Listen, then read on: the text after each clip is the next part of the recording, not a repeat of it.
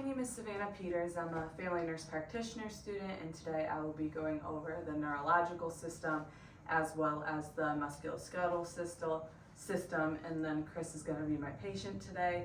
Are you comfortable, Chris? Yeah, I'm good. Ready to go?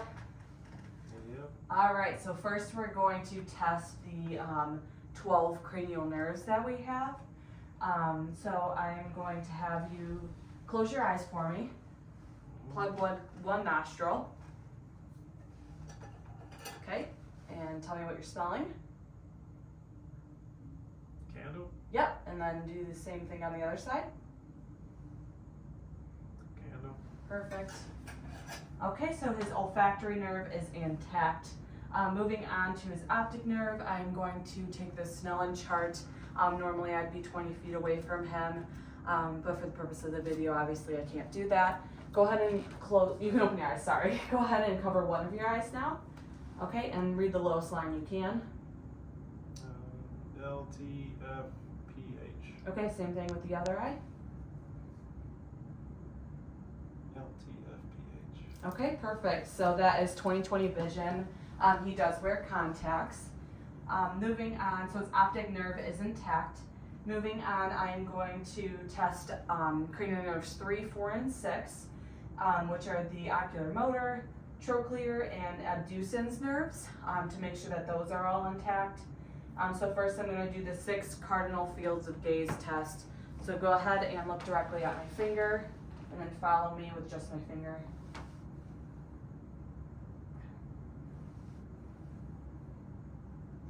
Perfect, so he passed that test. I did not know any nystagmus. Moving on, I'm going to do the confrontation test. So go ahead and cover one of your eyes for me.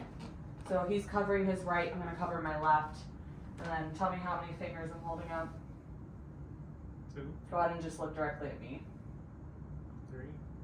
1. Okay, go ahead and switch for me. 1. 2. 3. 4. Yes.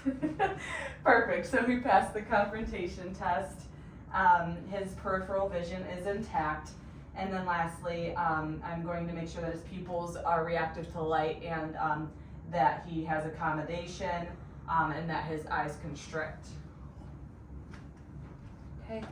Go ahead and look at an object in the distance. Perfect. And shine a bright light. Okay. And then go ahead and continue looking at the object in the distance, and I'm just going to bring this pen light, I'm turning a little so you guys can see me, bring this pen light close to your eyes.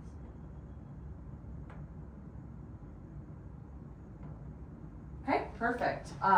So he passed that.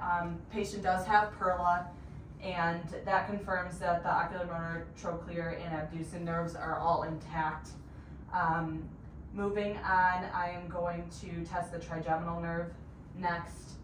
So I'm going to put my fingers on your jaws. Okay. Go ahead and bite down for me. Perfect. Okay. And then I'm going to hold fingers underneath your jaw, and go ahead and open your mouth. I'm going to hold a little bit of pressure. Close it again. Open it. Perfect. Okay. So his jaw has good muscle tone. He has good motor strength. And then moving on, I'm going to make sure that he can feel the difference between dull and sharp objects on his face. So a Q-tip here and a cotton ball. Go ahead and close your eyes. Okay, tell me if it's dull or soft, or dull or sharp. Sharp. Dull. Sharp. Dull. Dull. Sharp. Perfect. So he was able to tell me the difference between dull and sharp, proving that his sensation is intact, and that is perfect. So that means his trigeminal nerve is intact. Moving on to his facial nerve. Go ahead and close your eyes really tight, open your eyes really big, smile, frown, and last but not least, I'm going to have you puff out your cheeks. Good. His facial nerve is intact. Moving on to his acoustic nerves. So for this one, we tested it with the Rhine test and the Weber test a long time ago. We're just going to do the whisper test again real quick just to confirm that this nerve is intact. So go ahead and plug your right ear for me, and then tell me what word you hear. Baseball. Baseball. Perfect. Same thing on the other side. Baseball. Baseball. Perfect. So he passed the whisper test. They're confirming that the acoustic nerve is intact. Moving on to the glossopharyngeal nerve. So I'm going to look in his mouth. Go ahead and stick your tongue out for me. Okay, say ah. Okay, as he does so, the uvula moves up, which is a normal finding. And normally here, we would test the gag reflex with a tongue depressor, but that's going to be deferred for this video. But that's what we do in real life usually. Moving on to the vagus nerve, I'm going to check to see if that's intact. Go ahead and swallow for me. Perfect. Was that easy to swallow? Yes. Great. And then he has no hoarseness in his voice, as you guys can tell. So that indicates that his vagus nerve is intact. Okay, now I'm going to have you turn your head side to side against resistance. So go ahead and turn towards my hand. Good. Turn towards my hand. Good. You're very strong. And go ahead and shrug your shoulders. Perfect.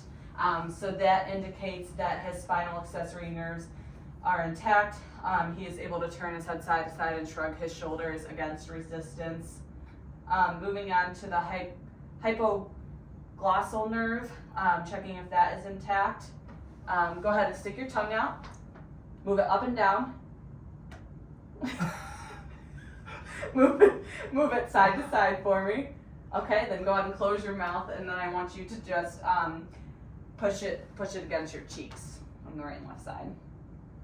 Okay, perfect. So that last one shows that his hypoglossal nerve is intact. He has strong tongue muscles there. So that completes the cranial nerves. Now we're going to move on to cerebellar function and proprioception.